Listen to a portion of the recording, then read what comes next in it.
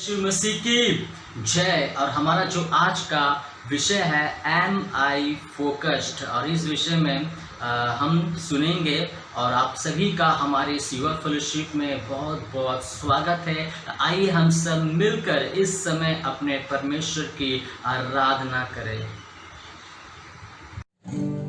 सबों को जय मसीह की इस आराधना के समय में मैं आप सबको स्वागत करता हूं। और आइए हम सब मिलकर कुछ गीतों को गाएंगे, पर उससे पहले प्रार्थना में हम जाते हैं। तो आइए हम सब अपनी आंखों को बंद करें। धन्यवाद करते परमेश्वर पिता सुंदर घड़ी के लिए, समय के लिए पिता परमेश्वर, इस मौके के लिए जब हम मिलकर आराधना कर सकते हैं आपकी पिता परमेश्वर। आपको पिता परमेश्वर इस सारे सर्विस को आपके हाथ में सौंपते हैं पिता। जितने यूथ, जितने जवान इस सर्विस को देख रहे पिता परमेश्वर, उनके जीवन को पिता परमेश्वर आपके हाथ में सौंपते हैं और सारी चीज़ों को आपके हाथ में सौंपते हैं। इस पूरी प्रार्थना को यीशु मसीह के नाम से मांगते हैं, आमीन। आइए इस गीत से हम परमेश्वर की महिमा करें।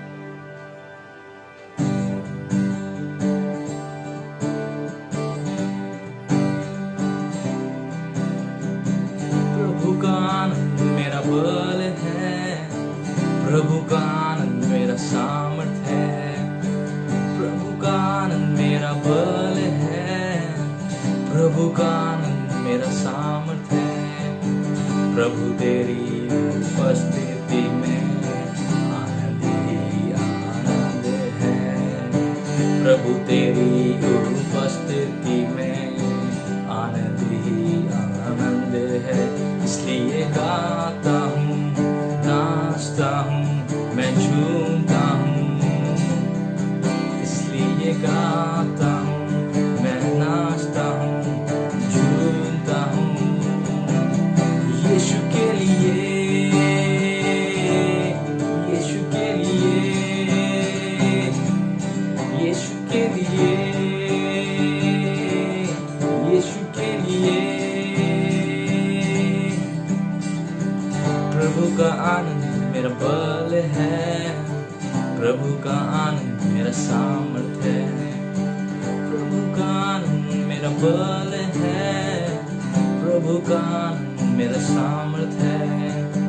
प्रभु तेरी उपस्थिति में आनंद ही आनंद है, यीशु तेरी उपस्थिति में आनंद ही आनंद है। इसलिए गाता हूँ, नाचता हूँ, मैं झूमता हूँ। इसलिए गाता हूँ, मैं झूमता हूँ, नाचता हूँ। यीशु के लिए, यीशु के लिए मिलकर गाएं। यीशु के लिए, यीशु के लिए। इसलिए गाता हूँ, नाचता हूँ, मैं झूमता हूँ। इसलिए गाता हूँ, मैं नाचता हूँ, झूमता हूँ। यीशु के लिए, यीशु के लिए, यीशु के लिए, यीशु के लिए, यीशु के लिए, यीशु के लिए, यीशु के लिए, यीशु के लिए। बिना परमेश्वर को आराधना दे, उसकी स्तुति करें।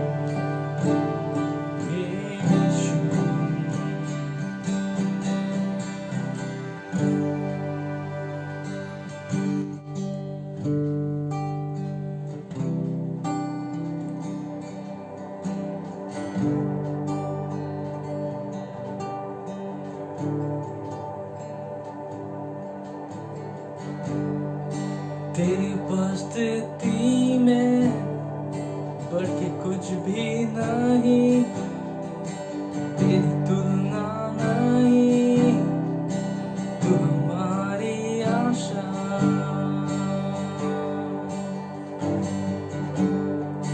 तेरी उपस्थिति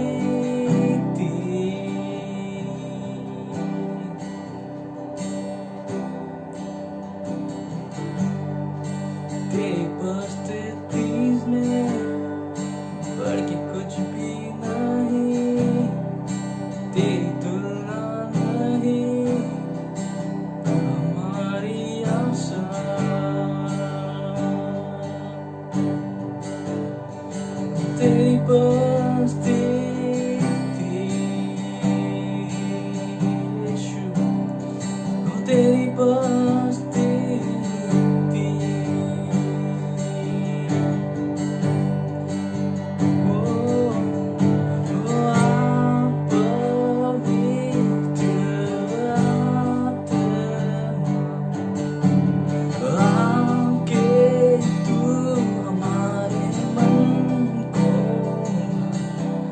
तेरी महिमा करना चाहूं मैं, तेरी उपस्थिति मैं खो जाऊं प्रभु,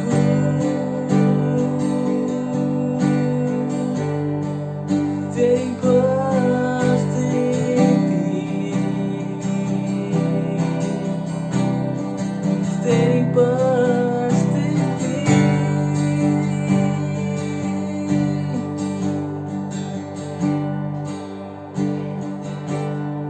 मैंने जग के देखा, हाँ तेरा प्रेम है ऐसा, मैं आजादी पाऊं, मेरी लाज हट जाए,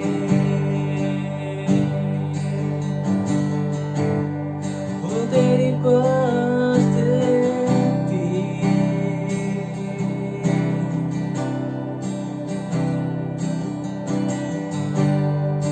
मैंने जग के देखा, तेरा प्रेम है ऐसा, मैं आजादी पाऊं, मेरी लाज जाए,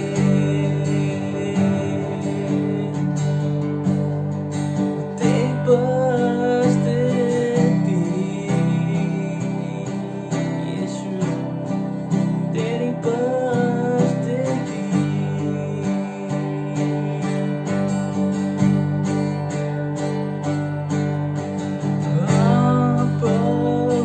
पवित्र आत्मा आके तू हमारे मन को भर, तेरी महिमा करना चाहूं मैं, तेरी उपस्थिति मैं खो जाऊं प्रभु,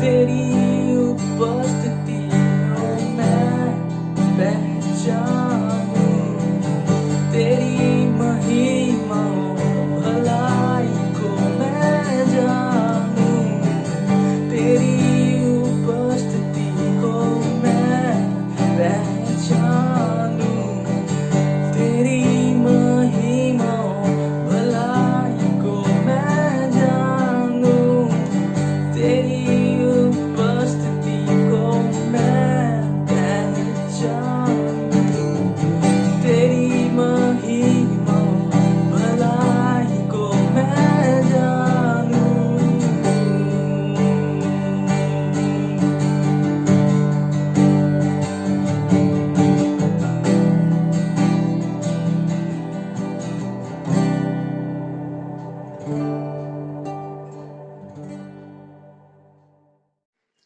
आइए हम परमेश्वर से प्रार्थना करते हैं। प्रभु हम धन्यवाद देते हैं सुंदर दिन के लिए। प्रभु तेरी महिमा हो, प्रभु तेरी प्रशंसा हो। प्रभु हम विश्वास करते हैं प्रभु कि तेरे लोग तेरे अनुग्रह में सुरक्षित हैं। भले ही प्रभु हम मिल नहीं पा रहे तेरी आराधना के लिए, परंतु हम ये विश्वास करते हैं पिता परमेश्वर की इस ऑनलाइन सर्विस के द्वारा, प्रभु तेरे वचन के द्वारा, प्रभु तेरे सारे बच्चे आशीषित हो रहे हैं यीशु के नाम से। हम विशेषकर प्रार्थना करते हैं प्रभु उन लोगों के लिए प्रभु जो आज अस्पतालों में भर्ती है, प्रभु कोरोना से पीड़ित है, बहुत बहुत बीमारियों से पीड़ित है।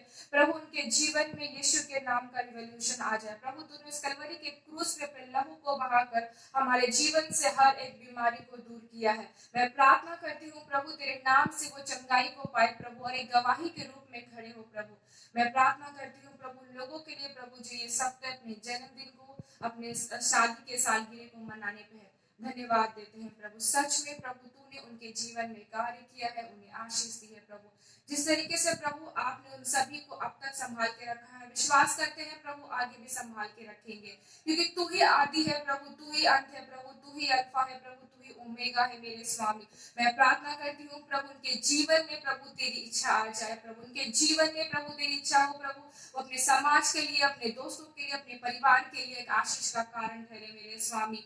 हम प्रार्थना करते हैं उन लोगों के लिए प्रभु जो इस स्थिति में परेशान है, डिप्रेस है प्रभु, उन्हें नहीं पता कि वो कहाँ जा रहे हैं, उन्हें नहीं पता कि वो आगे क्या करेंगे, परंतु राजा तेरी पवित्र आत्मा उनके जीवन में चल जाए प्रभु। वो पवित्र आत्मा जो उन्हें हर क्षण हर कार्य में लीड करे प्रभु, वो आत्मा के द्वारा प्रभु उन्हें उनके जीवन में सामर्थ्य मिले प्रभु। मैं प्रार्थना करती हूँ प्रभु उन सारे युवाओं के लिए प्रभु जिन्होंने अपने 10 कंप्लीट किया है, 12 कंप्लीट किया है प्रभु, ग्रेजुएशन कंप्लीट किया है। मैं प्रार्थना करती हूँ प्रभु उनके जीवन में यीशु के नाम से एक फोकस आ जाए प्रभु, वो जाने प्रभु कि कौन ऐसी बातें हैं और क्या प्लान है प्रभु जो तूने उनके जीवन में रखा है। किसी पॉइंट में जाकर प्रभु कंफ्यूज ना हो जाए, ये ना समझे कि मुझे क्या करना है, क्या मैं सही कर रहा हूँ या गलत कर रहा हूँ, क्योंकि प्रभु जब तेरा साथ उनके साथ रहेगा प्रभु तो वो सामर्थ्य से कार्य करेंगे, तेरी महिमा में कार्य करेंगे, और हाँ प्रभु तेरे राज्य की, तेरे नाम की बढ़ोतरी होगी मेरे स्वामी। एक बार फिर से प्रभु हम धन्यवाद देते हैं, प्रार्थना करते हैं प्रभु उस वचन के लिए प्रभु जो अभी हम सुनेंगे प्रभु, हम लोग सुनेंगे मेरे स्वामी। हम प्रार्थना करते जितने कान सुने प्रभु वो सिर्फ सुनने वाले नहीं परंतु तेरे वचन पे चलने वाले हो प्रभु, तेरे वचन को मनन करने वाले हो प्रभु, वो ऐसा जीवन जिए प्रभु कि लोग उनके जीवन से तेरे प्रेम को जाने मेरे स्वामी। एक बार फिर से प्रभु हम प्रार्थना करते हैं सारे लोगों के लिए प्रभु, उन सारे टूटे मन के लिए मेरे स्वामी, वो सब निराश मन के लिए मेरे स्वामी, जो डिप्रेस है प्रभु उन सब के लिए प्रभु तू अनुग्रह कर प्रभु। मैं प्रार्थना करती हूँ तेरे दास के लिए प्रभु जो दिन प्रतिदिन लगे हैं प्रभु तेरे लोगों को मोटिवेट करने में प्रभु, तेरे वचनों को प्रभु उन सब तक पहुंचाने में प्रभु, उनके परिवार में तू आशीष दे प्रभु, उनके घराने में तू आशीष दे प्रभु। हर एक कमी को यीशु के नाम से हम पूरा करते हैं प्रभु। हम क्या मांगे प्रभु, हमारे मांगने से पहले देने वाला परमेश्वर तू है प्रभु, सदा हमें अपने अनुग्रह में तूने रखा है प्रभु। हम धन्यवाद देते हैं प्रभु, हम तेरी महिमा करते हैं, तेरी कोटि कोटि वंदना करते हैं प्रभु। एक बार फिर से प्रभु अपने सर को झुकाकर ये प्रार्थना यीशु के नाम से मांगते हैं, आमीन। मुझे गवाही सुनना बहुत पसंद है क्योंकि ये मुझे मेरे उत्साह को बढ़ाता है। और आइए कि हम एक बहन के द्वारा एक अच्छी गवाही सुने, परमेश्वर ने उसके जीवन में किस प्रकार से काम किया। तो जय मसीह की। मैं परमेश्वर का धन्यवाद करती हूँ कि परमेश्वर ने मुझे एक मौका दिया है। मैं सोची ग्रेजुएशन करूँगी फिर उसके बाद कुछ नहीं और कुछ भी नहीं कर सकूँगी। तो मैं परमेश्वर का कोटि कोटि धन्यवाद करती हूँ कि व्हाट नेक्स्ट के ज़रिए मुझे मैसेज दिया कि तुम आगे करो और आगे कुछ करो और आगे बढ़ो। तो मैं परमेश्वर का कोटि कोटि धन्यवाद करती हूँ कि मैं 3rd ईयर के बाद एक पढ़ाई सोच रखी हूँ, वो पढ़ाई मैं करना चाहूँगी। तो मम्मी से मैंने डिस्कस किया कि मम्मी पैसे कहाँ से होंगे, तो मम्मी ने बोला पैसे ठीक हो जाएंगे जुगाड़, परमेश्वर तुम्हारे मन में लाया है तो परमेश्वर तुम्हारे लिए ठीक पैसे का इंतज़ाम करेगा। तो मैं परमेश्वर का कोटि कोटि धन्यवाद करती हूँ कि परमेश्वर ने मुझे जैसे आगे बढ़ने का मौका दिया ग्रेजुएशन के बाद कुछ करने का, तो आप लोग को भी वो मौका मिल रहा है। तो आप भी वो मौका हाथ से जाने ना दे। फेल हो गए कोई बात नहीं, निराश होने का ज़रूरत नहीं है, उस आगे भी बहुत सारे मौके हैं, वो गंवाए ना। सबों को जय मसीह की। जैसे कि हम हर बार कुछ ना कुछ स्पेशल सॉन्ग सुनते हैं और इस बार भी हमने आपके लिए एक स्पेशल सॉन्ग रखा है। सभी को जय मसीह की। मैं जो ये गाना गाने जा रही हूँ ये परमेश्वर के साथ एक रिश्ते के ऊपर है। अगर आपको ये गाना पता है तो आप मेरे साथ ज्वाइनिंग कर सकते हैं और आइए परमेश्वर की उपस्थिति का अनुभव करें इस गाने के द्वारा। तेरी पालना में पाऊं मैं शिफा, तेरा ये भवन कितना है प्यारा हो, तेरी पहना में पाऊं मैं शिफा। तेरा तेरा यीशुआ ये भवन कितना कितना है प्यारा, तुझको ही मैं चाहूं, तेरे बिन मैं अधूरा हूँ। तुझको ही मैं पाऊं, तेरे संग मैं पूरा हूँ।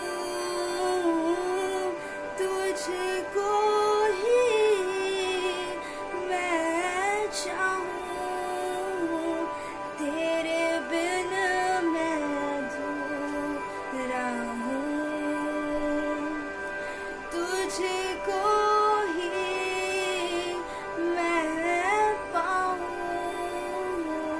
तेरे संग मैं पूरा हूँ। तुझको ही मैं चाहूं, तेरे बिन मैं अधूरा हूँ। तुझको ही मैं पाऊं, तेरे संग मैं पूरा हूँ। कुछ अभी तक देख लिया और सुन भी लिया, लेकिन अभी भी मैं आपको बताना चाहता हूँ कि परमेश्वर का वचन अब तक आपने नहीं सुना है। तो आइए हम तैयार हो जाए परमेश्वर के वचन को सुनने के लिए। हाय फ्रेंड्स, आप सभी कैसे हैं? आज इस दोपहर में एक साथ होकर के हम सारे मिलकर परमेश्वर की महिमा करने वाले हैं। हालेलुया! ओ परमेश्वर की स्तुति हो। कितनी खुशी का विषय है कि हम लोग सप्ताह में एक बार एक दूसरे के साथ मुलाकात कर पाते हैं, और ये वक्त है कि हम और आप बातचीत करें। ओ आगे हमारी जिंदगी में कौन सी बातें जरूरी हैं, या मैं आपसे बातचीत कर रहा हूँ। Am I focused? क्या मैं अपने आप में ध्यान केंद्रित हूँ? क्या मेरा जीवन ध्यान केंद्रित है? परमेश्वर की स्तुति हो। मेरे प्रिय, मेरे पास एक बैलून है। अगर हम इसकी जगह में बॉल रखें तो और अच्छा, और मैं अगर आप इसको कहूं कि इसको खेलना है तो अच्छा लगेगा। और जब हम खेलते हैं तो कैसे खेलते हैं? कभी कभी ऐसे ऐसे ऐसे ऐसे खेलते हैं, और हमें ध्यान रखने की आवश्यकता पड़ती है कि ये गिर न जाए। फिर अगर कोई कह दे कि हम इसे सर से खेले, सिर से खेले, तो हमें क्या करने की आवश्यकता पड़ेगी? उसको देखना है, देख देख करके खेलने की आवश्यकता है। ध्यान अगर हट गया तो समझ लीजिए बैलून गिर गया। अगर उसको किसी ने कहा कंधे से खेलो, तो कंधे से खेलते वक्त हमें ध्यान रखने की आवश्यकता है। मेरे प्रिय, हमारे और आपके जीवन में जरूरत है हमारा फोकस कहीं भी भटक ना जाए। जिस बात के लिए हमने लगनशीलता, जिस बात के लिए हमने चेष्टा, जिस बात के लिए हमने चाहत रखी है, उस बात से हम कहीं भी किसी तरीके से पिछड़े नहीं। मेरे प्रिय, परमेश्वर का दास पौलुस हमसे कहता है, पहला कुरिन्थियों उसका 10 अध्याय उसका 23वां पद, पहला कुरिन्थियों 10 अध्याय उसका 23वां पद निकाल ले मेरे साथ। पहला कुरिन्थियों उसका 10 अध्याय 23 पद कहता है, सब वस्तुएं मेरे लिए उचित तो हैं, पर सब लाभ की नहीं। सब वस्तुएं मेरे लिए उचित तो हैं, परंतु सब वस्तुओं से उन्नति नहीं। क्या कहता है? सब वस्तुएं मेरे लिए उचित तो है। सारी चीजें, और जिस संसार में हम रहते हैं, हर एक चीज हमारे लिए उचित लगती है। अभी चाहे वो करियर का विषय हो, चाहे वो जॉब को लेकर के हो, चाहे वो फ्यूचर को लेकर के हो, चाहे जीवन साथी लेकर के हो, चाहे जहां भी हो, हर एक जगह हमें लगता है कि सब कुछ हमारे लिए उचित है, परंतु सब लाभ की नहीं है बोलता है। और सब वस्तुएं मेरे लिए उचित तो है, परंतु सब वस्तुओं से उन्नति नहीं। इसलिए क्या करने की आवश्यकता है? इस संसार में जहां हम रहते हैं, हर एक जगह ऐसी बातें हैं जो हमारे फोकस को कहीं ना कहीं डाइवर्ट कर दे रही हैं, हमारे ध्यान को कहीं ना कहीं और केंद्रित होने के लिए मजबूर कर दे रही हैं। हमारा मन उनके चलते कहीं ना कहीं विचलित हो जा रहा है। और जितने हमारे स्टूडेंट्स हैं जो पढ़ाई करने वाले हैं, और विशेष तौर से स्टूडेंट्स के साथ जो छात्र हैं, उनके साथ साथ जो आत्मिक लोग हैं, उनके जीवन में भी ऐसी बातें हैं कि हमारे जीवन में डिस्ट्रैक्शंस आ रहे हैं और वे हमें और आपको फोकस्ड रहने में मदद नहीं कर रहे, तो हमें डिस्ट्रैक्ट कर रहे हैं, जिसके चलते हम अपने मार्ग से भटक जा रहे हैं या चीजों को कर नहीं पा रहे हैं। लेकिन मैं आज आपसे बातचीत कर रहा हूं, एम आई फोकस्ड? क्या मैं सच में अपने आप में ध्यान केंद्रित हूं? क्या मैंने अपने आप में, अपने जीवन में कुछ करने की चाहत रख ली है? इसीलिए पौलुस फिलिपियों की पुस्तक में हमसे कहता है, 4 अध्याय उसके 8वें पद में, फिलिपियों की पुस्तक 4 अध्याय उसके 8 पद में, इसलिए हे भाइयों, जो बातें सत्य हैं और जो बातें आदरणीय हैं, जो बातें उचित हैं और जो बातें पवित्र हैं, जो बातें मन सुहावनी हैं और जो बातें मनभावनी हैं, अर्थात जो भी सद्गुण और प्रशंसा की बातें हैं, उन पर ध्यान लगाया करो। हमारा ध्यान इस संसार में कहीं ना कहीं जरूर भटक सकता है। पढ़ने वाले छात्रों का और उनके जीवन में जब करियर का विषय आता है और जब उन्हें अपने जीवन में किसी बात की प्राप्ति की बात आती है, तो उनको डिसाइड करना बड़ा मुश्किल हो जाता है। एक छात्रा ने मुझे बताया कि उसने अपने क्लास 10 की परीक्षाएं पास कर ली हैं, अब उसे पढ़ाई करना है आगे की ओर, और तब उसके अंदर एक भावना आई कि वो साइंस लेकर के पढ़ाई करे। लेकिन उसके मम्मी ने उसको बोला था कि साइंस लेकर तुमको पढ़ना है, लेकिन उसके मार्क्स इतने नहीं है कि वो साइंस लेकर पढ़ाई कर सके। तो उसने डिसाइड किया, क्यों नहीं मैं आर्ट्स लेकर पढ़ाई करूं। लेकिन जहां पर आर्ट्स है, जिस स्कूल में उसको आर्ट्स मिल सकता है, उस स्कूल में उसके मम्मी पापा उसे भेजना नहीं चाहते, और जिस स्कूल में वो पढ़ती है वहां पर साइंस और कॉमर्स है। और अभी हार मान करके इच्छा के विरुद्ध उसे अब जाकर कॉमर्स लेने की आवश्यकता पड़ रही है। कैसा अजीब विषय है। कई बार हमें हमारी इच्छाओं के विरुद्ध काम करने की जरूरत पड़ जाती है। कई बार ऐसा होता है कि हमें अपने जीवन में उन कामों को करने की आवश्यकता पड़ती है जिनमें हमारा मन भी नहीं लगता, अगर कोई मुझसे कहे चलो फुटबॉल खेलते हैं, मुझे बहुत पसंद है। अगर कोई कहे मुझे जिम जाना है, मैं जिम जाने से थोड़ा दूर भागता हूं। जिम जाना मेरी शौक नहीं है। कहीं कोई हमसे कह दे चलो फिटनेस के लिए जाए, तो मैं फिटनेस के लिए जाऊंगा क्योंकि उसमें मेरी दिलचस्पी है। लेकिन दिलचस्पी के बाहर कोई चीज अगर हमारे सामने आ जाता है, तो हमारे दिल में ये रहता है कि हम कर तो रहे हैं लेकिन अपने अंदर इच्छा से नहीं कर रहे हैं। ये जबरदस्ती का विषय हो जाता है और हमारा फोकस कहीं डाइवर्ट हो जाता है। हमारे मन में रहता है मैं करना तो वो चाहता था और कर ये रहा हूं। हमारे अंदर ये विषय, हमारे अंदर कौतूहल, हमारे अंदर एक निराशा, एक ऐसा विषय लाता है जो हमारे जीवन के लिए सबसे दुखद विषय होता है। मुझे सारे गेम खेलना पसंद है, सब प्रकार के गेम खेलने में मुझे मजा आता है। जानते हैं, जब मैं खेलता हूं तो उसमें सबसे बड़ी चाहत क्या होती है?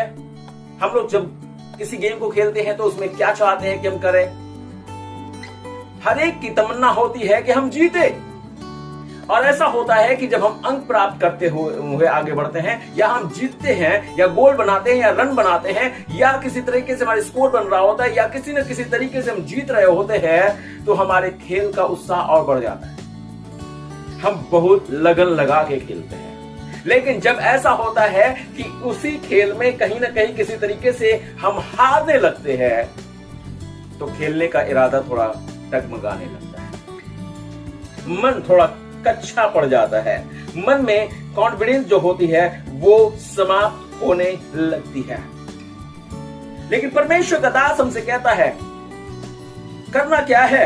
इससे हे भाइयों, जो बातें सत्य हैं और जो बातें आदरणीय हैं, जो बातें उचित हैं और जो बातें पवित्र हैं, जो बातें सुहावनी हैं और जो बातें मनभावनी हैं, अर्थात जो भी सद्गुण और प्रशंसा की बातें, उन पर ध्यान लगाया करो। हालेलुया। परमेश्वर की स्तुति हो, परमेश्वर की महिमा हो, परमेश्वर की प्रशंसा हो। आज मेरे प्रिय, मैं आपसे चाहता हूं, हमने और आपने अपने ध्यान को किधर लगाया है? हम क्या फोकस है, क्या करने की तमन्ना हमने बनाई अपने जिंदगी में। मैं जब इस विषय को सोच रहा था तो मेरे दिमाग में 5 सवाल आए, और 5 सवाल इस प्रकार से है जो जिसे हम लोग WH वर्ड्स के रूप में जानते हैं। 5 सवाल, what, why, where, how and when. कैसा विषय ये। इसमें सवाल जो था, मेरे अंदर ये बात उठी, what I need to do first. If I need to do something, I need to keep the first thing first. मुझ में एक बात उत्पन्न हुई कि अगर मैं चाहता हूं कि किसी चीज को करूं या मुझे किसी चीज को करने की जरूरत है, तो मुझे सबसे पहली चीज को जिसे मुझे करना है उसे पहले स्थान पर रखना है। दूसरी, why should I do this? मैं इसे क्यों करूं? Because it is my necessity.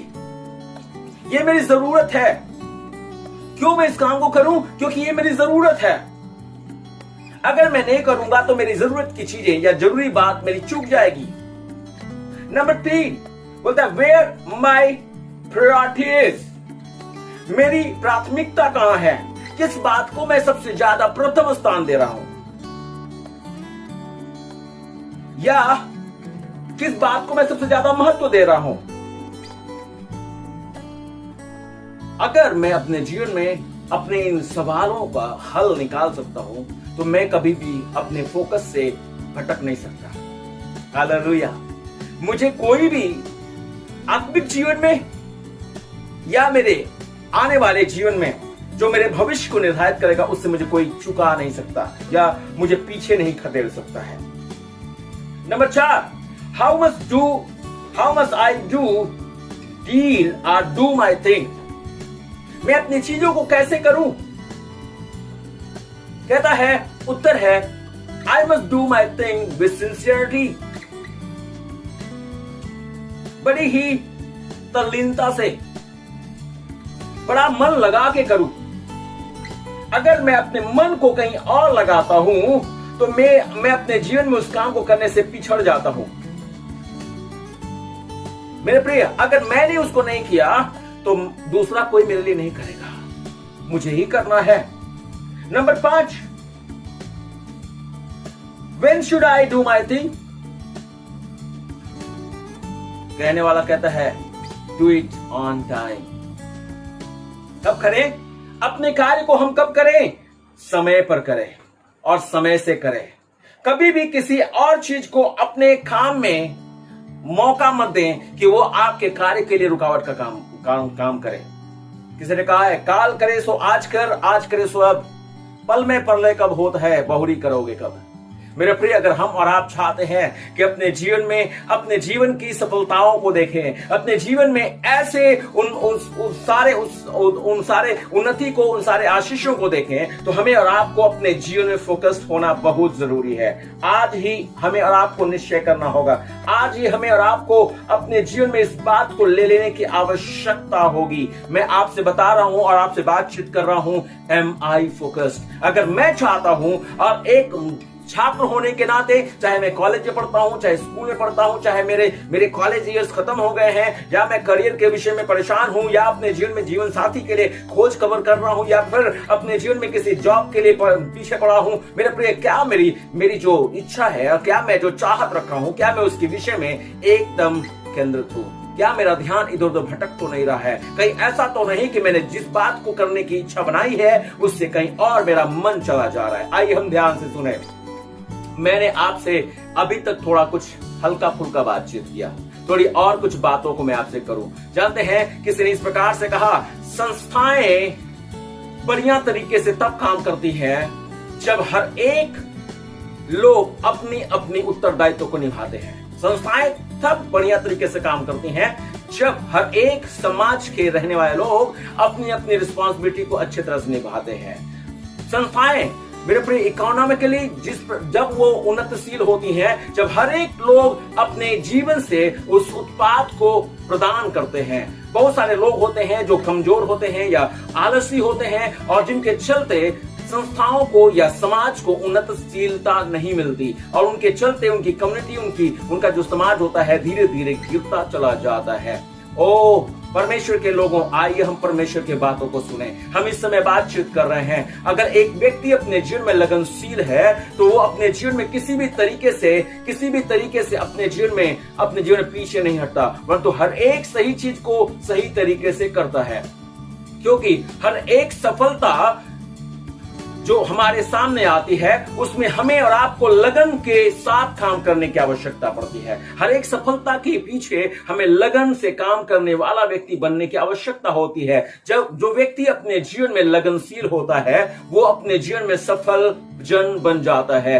और मेरे प्रिय, उनके जीवन के लिए ऐसी बातें कही गई हैं कि वे अपने जीवन में लगनशीलता के चलते और बहुत सारी अच्छी चीजों का खोज करता बन जाते हैं। वे अपने जीवन में आगे बढ़ने वाले हो जाते हैं। वे सिर्फ एक जगह टिके नहीं रह जाते। वे ये नहीं कहते कि मैंने सिर्फ इतना ही अपने जीवन में सोचा था, वे और उसके आगे और आगे करने वाले बन जाते हैं। अगर वे परमेश्वर की महिमा के लिए किसी तरीके से किसी और काम को करने वाले थे या गीत गाने वाले थे तो वो बजाने वाले बन जाते हैं। वो हो सकता है कि एक बहुत अच्छे खिलाड़ी बन जाते हैं और फिर हो सकता है कि उसके अच्छे व्यवसाय करने वाले लोग बन जाते हैं, क्योंकि उन्होंने अपने जीवन में किसी भी तरीके से लगन को अपने जीवन में पीछे करने की कोशिश नहीं की। अपने जीवन में लगन को हमेशा बनाए रखा और जब भी उनके सामने दिक्कत आई उन्होंने अपने हाल को या हल को छोड़ा नहीं। उन्होंने हल पे हाथ रखा है और पीछे मुड़कर नहीं देखेंगे। यीशु मसीह ने कहा, जो कोई मेरे पीछे आना चाहे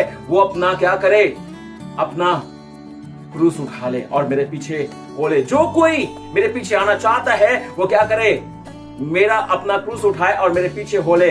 और अगर कोई यीशु के पीछे आता है और हल पे हाथ रखता है और पीछे मुड़कर देखता है वो यीशु के योग्य नहीं है। ठीक ऐसे ही सफलता के विषय में है मेरा प्रिय, इसी प्रकार से हमारे जीवन में ध्यान केंद्र के विषय में है, इसी प्रकार से अपने फोकस के विषय में है। अगर हम अपने जिंदगी में फोकस रहेंगे तो हम अपने जीवन में सफल होते चले जाएंगे। क्योंकि जो कोई चाहते हैं ऐसी अवस्थाओं में ऐसी बातों को अपने जीवन में प्राप्त करना, तो उनको अपने जीवन में इस बात को सबसे ज्यादा ध्यान देने की आवश्यकता होगी जिसे लगन बोलते हैं। और लगन में कुछ बातें आती हैं और पहली बात जो है वो है मुस्तैदी या चौकन्नापन या जागरूकता। एक छात्र हमेशा चौकन्ना रहे। चाहते चौकन्ना होने का मतलब क्या है, वो अपने लोगों में या अपने कामों में हमेशा अपना ध्यान क्या करता है, केंद्रित करता है। अपने ध्यान को इधर उधर भटकाता नहीं है और जो कुछ भी उसे करने को दिया जाता है बड़े सावधानी से, बड़ी मुस्तैदी से करता है। और जब कभी भी कोई ऐसी चीज उसके सामने गलत हो जाती है या कोई चीज करते करते वो देखता है कि चीज खराब हो गई है तो उसे वो ठीक से करता है। यह है अलर्टनेस, चौकन्नापन। नंबर 2, दूसरा बात जो आता है वो कॉशियसनेस है, जिसको हम बोलते हैं खबरदार या सतर्क। एक छात्र जो होगा वो अपने जीवन में लगनशील छात्र ऐसा जन होगा जो हर एक कार्य को जो करने वाला है उसे बड़ी सावधानी से और बड़ी मुस्तैदी से करेगा, क्योंकि उसके करने के द्वारा कुछ न कुछ उसको मिलने वाला है। किसी भी तरीके से वो उसे हल्की बात समझ करके नहीं लेगा। जो भी प्रोजेक्ट करेगा उसे वो पहले से जानेगा और तब उसमें हाथ लगाएगा और वो सफल होगा। क्या हम और आप ऐसा कर पाते हैं? मेरे प्रिय, एम आई फोकस्ड? क्या मैं अपने आप में ध्यान केंद्रित हूं? नंबर 3, क्रिएटिविटी, जिसको हम लोग बोलते हैं रचनात्मकता।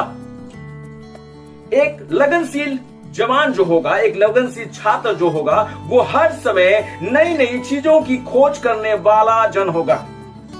जब भी उसके कार्य में कोई बाधा आएगी, जब भी कोई उसके सामने परेशानी आएगी, तो उस समय वो थम नहीं जाता, परंतु उससे निकलने का कोई ना कोई जरिया वो निकाल लेता है।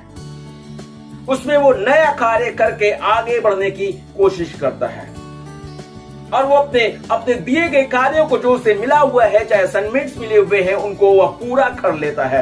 या ऑफिस से उसे जॉब मिला हुआ है और उसे कहा गया है कि इस घंटे के अंदर करना है, वो हर एक परिस्थिति में भी अपने आप को शांत नहीं रखता, परंतु कर लेता है।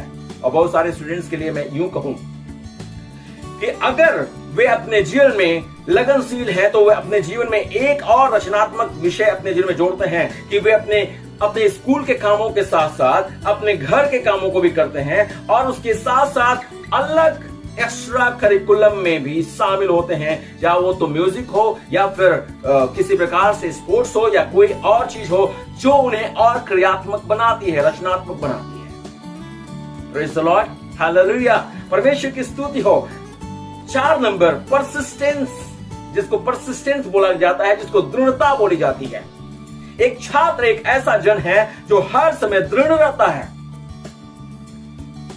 वे किसी भी चुनौतियों के सामने, किसी भी मुश्किल चुनौतियों के सामने अपने आप में डगमगाते नहीं, मतलब स्थिर बने रहते हैं, क्योंकि उसकी ये लगनशीलता ये दर्शाती है कि वो अपने जीवन में जब भी उसको असाइनमेंट्स मिलता है और अगर उसे लंबा समय तक उसे करना पड़े या बढ़ा कर लिखना पड़े तो अपने आप को ढीला नहीं करता, वरन तो उसको कठिन काम करने की आदत है और वो दृढ़ होकर उस कार्य को करता रहता है। नंबर 5, 5वां शब्द थ्रूनेस बोलता है। थ्रूनेस जिसको बोला गया है चलते रहना, सूक्ष्मता के साथ बोलता है। एक ऐसा शख्स जो छात्र हो वो अपने काम को पूरा करने के हद तक रहता है, कभी भी अधूरा छोड़ करके नहीं भागता, उसे पूरा करने की ललक लगी रहती है।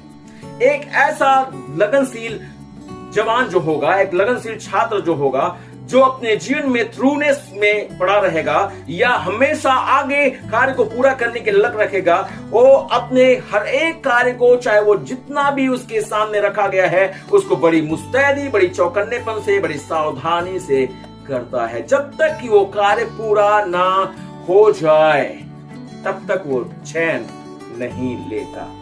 हालेलुया, परमेश्वर की स्तुति हो, परमेश्वर की प्रशंसा हो, परमेश्वर की महिमा हो। कुछ चीजें हैं जो लगन के लिए, कुछ चीजें हैं जो गुण और लगन के लिए कठिन हैं। बड़े कार्य सिर्फ शक्ति से नहीं किए जाते पर दृढ़ता से किए जाते हैं। सैमुअल जॉनसन ने इस बात को कहा है कि बड़े कार्य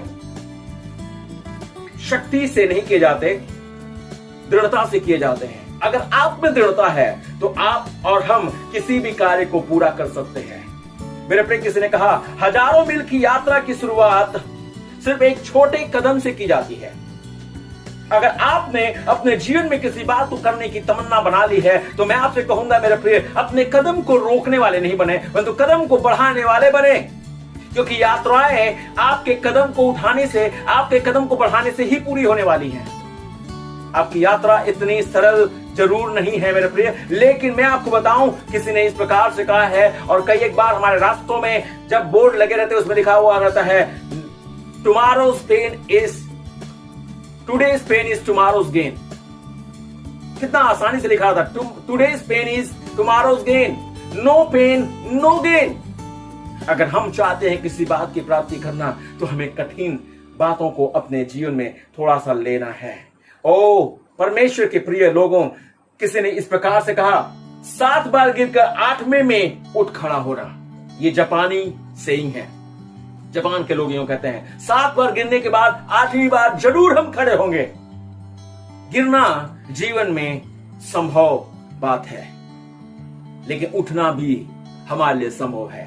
हम गिर करके रह नहीं जाते हैं। ओ मेरे प्रिय, हमें और आपको आगे बढ़ने वाला बनना है। हम स्थायी तौर से अपने आप में किसी बात के लिए स्थिर नहीं रह जाते, परंतु हमें आगे बढ़ना जरूरी है। अगर आपने थॉमस एडिसन के विषय में सुना है तो एक महान इन्वेंटर था, खोज करता था, जो 1875 में एक ऐसा समय था जहां पर हर एक गली, नुक्कड़, घर, ऑफिस में सिर्फ लोग गैस का या किसी आग का या किसी तरह से मोमबत्ती का इस्तेमाल करते थे ताकि वहां के घरों में लाइट का इस्तेमाल हो या लाइट जलाया जाए।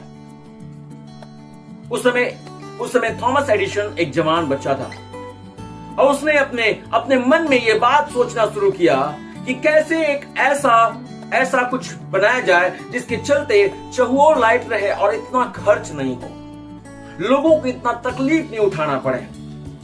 तो 1878 में जो उन्होंने अपनी कंपनी के सारे ऐसे वर्करों को और कार्यकर्ताओं को चैलेंज किया कि आओ हम एक ऐसा खोज करें, आओ हम ऐसी लाइट बनाएं जिसमें कुछ खराब नहीं हो, जिसमें कोई कुछ गल नहीं जाए और वो लगातार जलता रहे।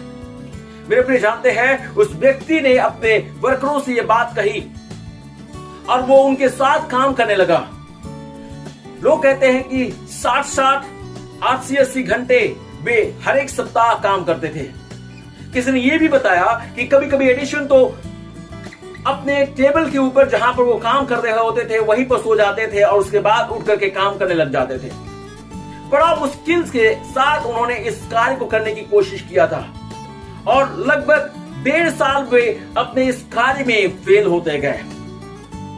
और जानते हैं, 1.5 साल के इस मशक्कत के बाद, इस मुश्किल काम के बाद उन्हें एक चीज मिला जिसे हम बल्ब के रूप में आज भी इस्तेमाल करते हैं। जानते हैं, जो सबसे पहले बार जब जला था तो 13.5 घंटे वो जल करके अपनी रोशनी बिखेरा था। और उसके बाद 1879 में ये पूरे दुनिया के बहुत सारे ऐसे क्षेत्रों में, बहुत सारे ऐसे जगहों में, हर एक जगह इलेक्ट्रिसिटी के द्वारा बल्ब जलने शुरू हो गया। थॉमस एडिसन जिन्होंने कहा गया है कि जब वो इस बात की खोज कर रहे थे तो लगभग 2000 बार इसमें फेल हुए थे।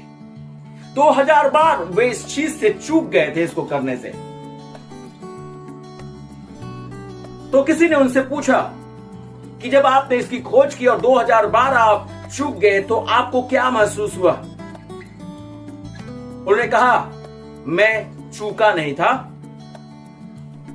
मैं प्रोसेस में था। क्योंकि उन्होंने कहा, बहुत सारे लोग होते हैं जो अपने जीवन में असफल हो जाते हैं क्योंकि उन्होंने कभी इस बात को एहसास ही नहीं किया कि वे सफलता के कितने नजदीक हैं। थॉमस एडिसन ने इस बात को कहा था। बहुत सारे लोग होते हैं जो ये अपने जीवन में असफल हो जाते हैं क्योंकि उन्हें समझा ही नहीं या समझते ही नहीं कि वे सफलता के कितने करीब हैं।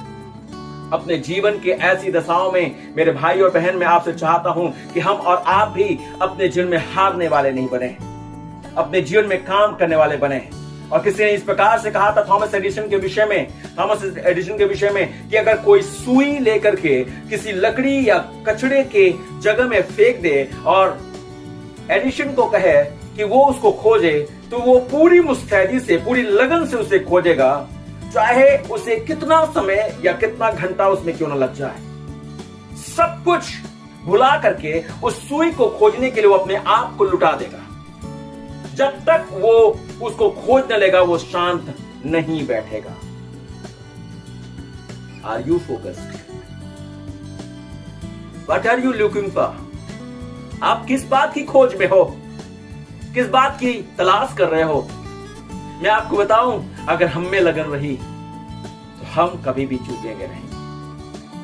हमारी सफलताएं हमारी होंगी। आमीन, आमीन, हालेलुया। परमेश्वर की स्तुति हो। अगर हमने बचपन में कहानियां सुनी हैं और दादी माँ की कहानियां और किताबों में कहानियां, पता नहीं कितनी बार कहानियां पढ़ी है, और मैं उस कहानी को बहुत पसंद करता हूं जो एक कौवे के विषय में है, जो एक जंगल में खो गया था और जंगल में खोने के चलते उसे प्यास लग गई थी और उसके चलते उसके अंदर उड़ने की क्षमता भी थोड़ी खत्म हो रही थी और वो ढूंढ रहा था, चारों तरफ तलाश कर रहा था कहीं उसे पानी मिल जाए, लेकिन उसे कहीं भी पानी नहीं मिल रहा था। और अंततः उसे एक जगह पानी भी मिला तो उसने पाया कि वो घड़े के अंदर है और घड़ा गहरा था और उसमें पानी प्राप्त करना उसके लिए बड़ा मुश्किल था क्योंकि उसकी चोंच वहां तक नहीं जा रही थी। और तब वो सोचने लगा, मुझे क्या करना है। मेरे प्रिय, जब हमारे सामने चीजें बड़ी कठिन लगे तो हमें और आपको छोड़ नहीं देना है। अब नहीं कहना मैं हार गया, मैं चूक गया, अब मैं नहीं कर सकता। उसके बाद के कार्य के लिए हमें तैयार होना है। आगे क्या करना है मुझे, आगे और कैसे करना है। अगर आप परमेश्वर के लोग हैं और आप परमेश्वर की बातों में बढ़ने वाले शख्स हैं, अगर आपने अपने जीवन में ये देखा है कि आपके सामने बातें ऐसी कठिन है जिसमें आप आत्मिक उन्नति नहीं कर पाते हैं, मैं आपको कहूं मेरे प्रिय, आप कितनी बार इस बात को सोचते हैं कि आपको क्या करना चाहिए। वो कौवा बैठ के सोच रहा था, वो अपने आप में विचार करने लगा, कैसे मैं इस पानी को प्राप्त करूं। आज क्या हम और आप ऐसी दशा में हैं? हे जवान भाई और बहन, क्या आप चाहते हैं कि अपने जीवन में आप सफल हो जाएं? क्या आप अपने जीवन में चाहते हैं कि उपलब्धियों को प्राप्त करें? कितनी बार आपने विचार किया है कि मुझे और आगे क्या करना है? या फिर आप हार गए हैं, आपने कह दिया मुझसे नहीं हो सकता। सुनिए तो सही, उस कौवे ने क्या किया? उसने विचार किया, उसके दिमाग में एक विचार आया, उसने कुछ पत्थर ले आए और उसमें एक एक करके वो डालने लगा। और लोग कहते हैं कि जितना वो पत्थर उसमें डालता गया वो पानी ऊपर आता गया। और फिर बाद में जब वो पानी ऊपर आया, कौवे ने अपनी प्यास बुझाई, उसके बाद उसको ताकत मिला और उस जंगल से वो निकल गया और फिर से वो आजाद हो गया। मेरे प्रिय, आज हमारी आजादी का फरमान है, आज हमारी आजादी का समय है, आज हमारे छुटकारे का समय है, आज हमारी यात्रा को शुरू करने का वक्त आ गया है। क्यों हम थम जाए? मेरे प्रिय, इसके पहले मैंने आपसे कुछ बातें की हैं और उसमें मैंने आपको बताया है आज हमें और आपको अपने इस निर्दिष्ट विषय को लेकर के आगे बढ़ना बहुत जरूरी है। अगर हम और आप अभी हार गए तो आगे कैसे हम जिएंगे, आगे हम कैसे चलेंगे? मेरे प्रिय, अभी भी हमें और आपको इन सारे विषयों को अपने जीवन का आधार बनाना बहुत जरूरी है। गलतियां तो सभी करते हैं, गलतियां सबसे होती हैं, सबने गलती की है और गलती हमने भी की है और हमारे सामने भी गलती हुई है। कभी कभी हो सकता है कि आपने कोई अनजाने में, अनचाहे में, बिना मन का कुछ चाह रहे थे बनाना और आप बनाते बनाते शायद इस प्रकार से करने गए और फिर उसके बाद आपके दिल में आया कि आप ऐसे कर ले,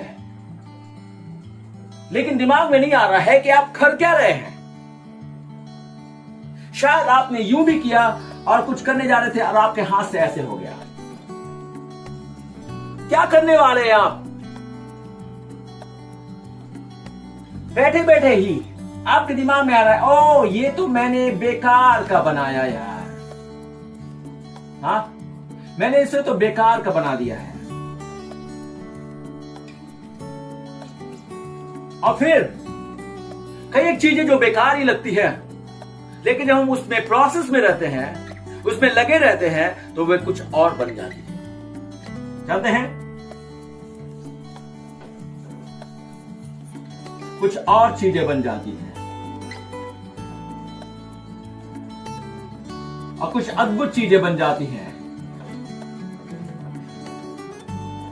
अगर हम अपने जीवन में कुछ चीजों को सोच करके कि हमसे गलती हो गई, हमसे हुआ नहीं, हम जो करना चाह रहे थे वो सही नहीं हुआ, आप देख सकते हैं क्या हो सकता है। आपकी उन खराब चीजों से कुछ अच्छा हो सकता है। आप मत कहिए कि मैं अब कुछ नहीं कर सकता, कहिए मैं सब कुछ कर सकता हूं। ड्राइंग बहुत खराब लग रही है, लेकिन आपको बता दूं ये स्पेशल ड्राइंग है। कुछ अलग करिए, मत रुकिए मेरे भाई और बहन। अगर किसी ने आपको कुछ बनाने के लिए कहा और अचानक से कहे उसे काट दो, उसको काटने के बाद आपसे कहे उसे और तरीके से बनाओ। परमेश्वर की महिमा हो। मेरे प्रिय, आज भी हमें और आपको एक ऐसा जन बनना है जिसके जीवन में कोई भी बात की निराशा नहीं, किसी भी बात को लेकर के वो अपने जीवन में टूटता नहीं, किसी भी बात के लिए वो अपने आप में परेशान नहीं होता हो। जानते हैं, मेरे पास एक और चीज है, इसे क्या कहते हैं? एग, अंडा, और हम लोग यहां की भाषा में डीम कहते हैं। नहीं, आप देख सकते हैं इसको देखने से कैसा लगता है, कितना नाजुक सा है। अगर मैं इसको फेंक दूं क्या होगा? अगर मैं इसे जोर से फेंक दूं, और लो मैं फेंक दिया, फेंकने के बाद वो टूट जाता है। दूसरी चीज, मेरे पास बॉल है, जानते हैं? बॉल। और बॉल को मैं फेंकूंगा तो क्या होगा? बॉल को मैं फेंकूंगा तो क्या होगा? वापस आता है। बॉल को मैं फेंकूंगा तो क्या होगा? वापस आता है। बॉल को मैं फेंकूंगा तो क्या होगा? वापस आता है। जितना जोर से मैं फेंकूंगा उतना जोर से मेरे पास वापस आएगा। कई बार मेरे प्रिय, हम अपने जीवन में ऐसे ही होते हैं, उस अंडे के समान जो बहुत जल्दी टूट जाता है, कमजोर पड़ जाता है। हार्ड सरफेस जहां आता है, कठिन समय जहां आता है, बातें जो हमारे जीवन में रगड़ करके चलने की आवश्यकता पड़ती है, उस समय टूट जाता है। लेकिन वो बॉल जो स्ट्रांग होता है, जो मजबूत होता है, जो अपने जीवन में निश्चय कर लेकर के चलता है, वो टूटता नहीं है। हमारी कामयाबी हमारी दृढ़ता पर है, हमारी लगनशीलता पर है। जितना भी बातें हमारे सामने आ जाएं, टूटने की आवश्यकता नहीं है भाई बहन। और हमें आगे बढ़ने की आवश्यकता है, और हमें आगे बढ़ने की आवश्यकता है। इसीलिए नीति वचन उसका 6 अध्याय उसका 6 पद को मैं आपके लिए पढ़ूंगा। जानते हैं, जब हमारे जीवन में लगन की कमी आ जाती है और जब हम अपने जीवन में लगनशीलता से अपने आप को पीछे कर लेते हैं, तो हमारे जीवन में कुछ बातें आती हैं जिसको आलस कहते हैं। और परमेश्वर का वचन, नीति वचन उसके 6 अध्याय 6 पद को देखिए। 6 अध्याय उसके 6वें पद में परमेश्वर वचन कहता है, हे आलसी, चींटियों के पास जा और उनके काम पर ध्यान दे और बुद्धिमान हो। आओ हे भाई बहन, उन चींटियों के पास चले और उनसे सीखें कि कैसे हमें कार्यशील होना है। वे अपने एम से, अपने लक्ष्य से, अपने फोकस से कभी भी दूर नहीं रहती। ऐसा भी नहीं देखा मैंने कि कोई चींटी अकेला किसी चीज को पाने के बाद अकेला बैठ के खा रही है। वो उठाती है और अपने लोगों के पास, अपने माद में या उस छेद में जहां पर वो रहती है वहां ले जाती है, ताकि वो आने वाले समय के लिए इकट्ठा करे। हे प्रिय, आओ हम आलसपन छोड़ दें। आओ हम अपने आप से कहना छोड़ दें, अब मुझसे नहीं हो सकता। अगर आपने ऐसा कहना शुरू कर दिया है, तो आज परमेश्वर के इस वचन से देखिए। नीति वचन 18 अध्याय उसके 9 पद को देखें। नीति वचन 18 अध्याय उसके 9 पद को, जो काम में आलस करता है वह बिगाड़ने वाले का भाई ठहरता है। जो काम में आलस करता है वो बिगाड़ने वाले का भाई ठहरता है।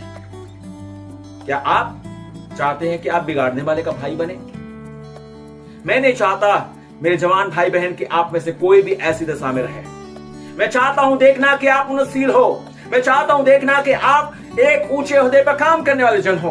मैं चाहता हूं कि आप आत्मिक तौर से भी बढ़ो और परमेश्वर की महिमा के लिए इस संसार के इस क्षेत्र में जहां पर आपको जरूरी है उसमें भी बढ़ो।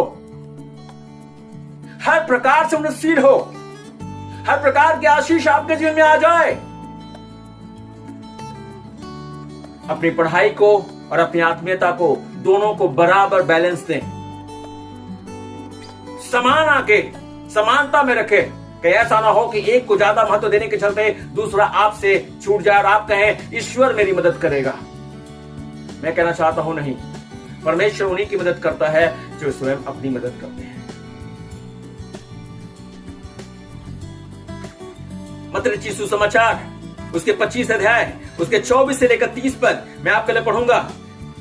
मत्ती रचित सुसमाचार उसके 25 अध्याय 24 से लेकर 30 पद परमेश्वर के वचन में परमेश्वर का दास हमसे कहता है। 24 से लेकर 30 पद बोलता है, तब जिसको एक तोड़ा मिला था उसने आकर कहा, हे स्वामी, मैं तुझे जानता था कि तू कठोर मनुष्य है। तू जहां कहीं नहीं बोता वहां काटता है और जहां नहीं छींटता वहां से बटोरता है। इसलिए मैं डर गया और जाकर तेरा तोड़ा मिट्टी में छिपा दिया। देख, जो तेरा है वह यह है।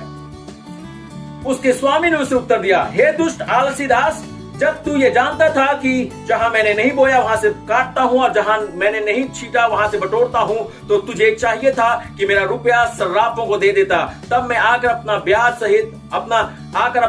धन ब्याज सहित ले लेता। इसलिए वह तोड़ा उससे ले ले और जिसके पास 10 तोड़े हैं उसको दे दे, क्योंकि जिस किसी के पास है उसे और दिया जाएगा और उसके पास बहुत हो जाएगा, परंतु जिसके पास नहीं है उसे वह भी जो उसके पास है ले लिया जाएगा। और इस निकम्मे दास को बाहर के अंधियारे में डाल दो, जहां रोना और दांत का पीसना होगा। मेरे प्रिय, हमें और आपको ऐसी दशा में नहीं जाना है। मैं विश्वास करता हूं कि आप मेरी बात समझ रहे हो। मैं विश्वास करता हूं कि आप एक ऐसे शख्स हो जिसने अपने जीवन में आज निश्चय किया है, I am not going to stop, I am not going to stay back, I am going to take action, I am going to take stay for my life, I am going to take stay for my spirituality, I am going to take stay for my career, I am going to take stay for my everything. Hallelujah. ओ परमेश्वर की स्तुति हो, मेरे प्रिय परमेश्वर की महिमा हो। आज एक ही जीवन हमारे पास है, चाहे वो पढ़ने के लिए, चाहे वो आत्मिक जीवन जीने के लिए। मेरे प्रिय, हमें और आपको जरूरत है हमारा और आपका ध्यान कहीं और भटकने ना पाए। हम और आप इस ध्यान में हमेशा लगे रहें, इस बात के लिए अपने आप को हमेशा तत्पर बनाए रहें। रोमियो की पुस्तक 12 अध्याय उसके 11वें पद को देखें। रोमियो की पुस्तक 12 अध्याय उसके 11वें पद में लिखा हुआ है, प्रयत्न करने में आलसी ना हो, आत्मिक उन्माद में भरे रहो, प्रभु की सेवा करते रहो। क्या करना है? प्रयत्न करने में आलसी ना हो और प्रभु की आत्मिक उन्माद में भरे रहो। आत्मीयता कम नहीं होनी है और आत्मीयता बढ़ना है। हालेलुया।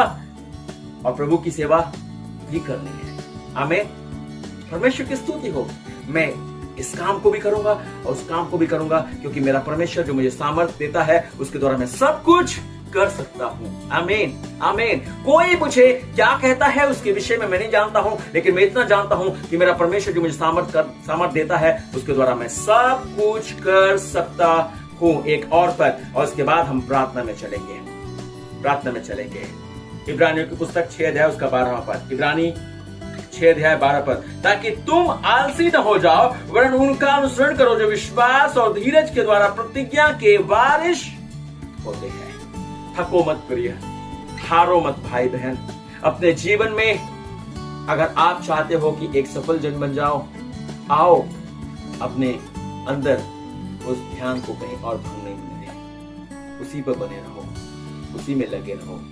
करियर, फ्यूचर, लाइफ, सब कुछ आपके इस लगन पे डिपेंड है, आपके ध्यान पे डिपेंड है। अगर आपका ध्यान कहीं भटक गया, मेरे भाई और बहन, कोई भी लौटा करके आपकी इन चीजों को वापस नहीं दे सकता।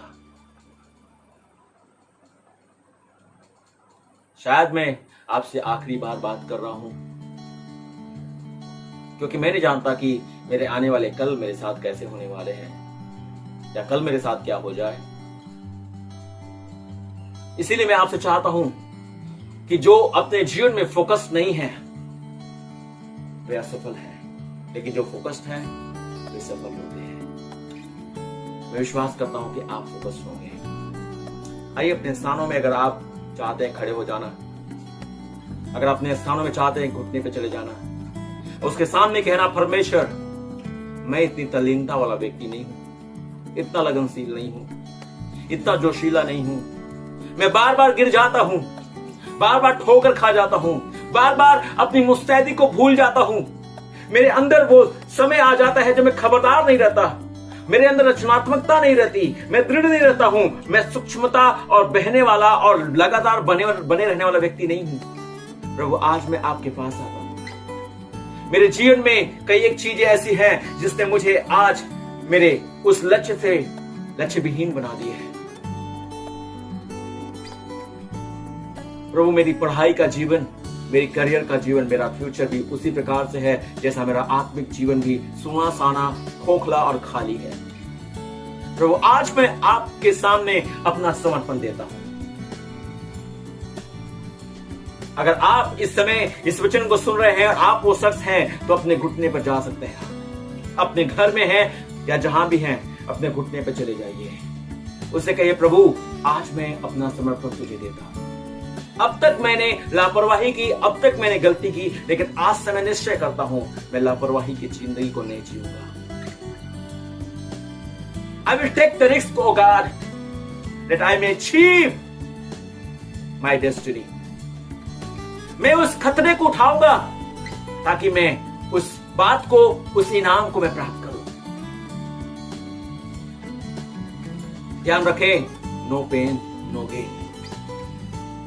बिना दर्द के कुछ भी मिलने वाला नहीं है। स्वर्गीय पिता, हम आपके नाम का धन्यवाद करते हैं।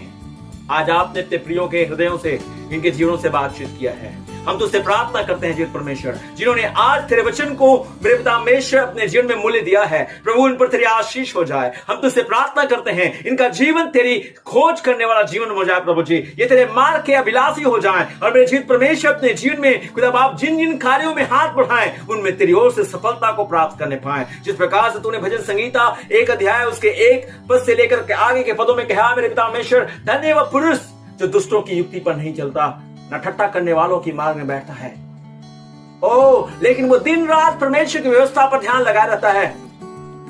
वो व्यक्ति उस व्यक्ति के समान है, उस वृक्ष के समान है जो नदी के किनारे लगाया गया, जो अपनी ऋतु में फलता है और उसके पत्ते कभी मुरझाते नहीं, और जिस काम में वो हाथ लगाता है वो सफलता को प्राप्त करता है।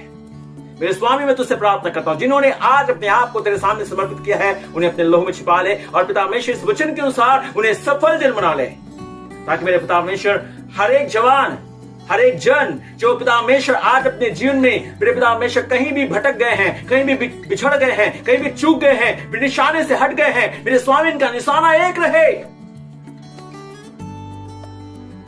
निशाने से कहीं और न जाए। आप में और अपने जीवन के उद्देश्य में ये हमेशा कायम होते जाए।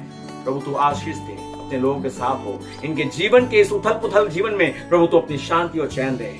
इस बड़े ही महारोग से इन्हें, इनके जीवन को, इनके परिवार को, इनके लोगों को बचाए रख और जित परमेश्वर मार्ग निकाल, ताकि ये सारी बातें खत्म हो और जित परमेश्वर ताकि हम स्वतंत्रता का जीवन जी सके। आशीष दे, अनुग्रह कर। धन्यवाद के साथ यीशु मसीह के नाम से हम प्रार्थना मांगते हैं, आमीन आमीन।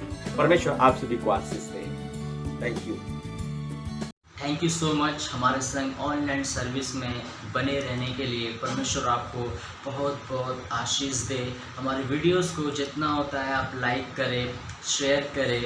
अगर आपका कोई भी प्रार्थना निवेदन है तो ज़रूर हमें कॉल करें, और हमारा नंबर इस समय स्क्रीन पर दिख रहा है। बहुत सारे लोगों ने कॉल किया, परमेश्वर उनके जीवन में काम भी किया। आप भी ज़रूर करें हमें कॉल।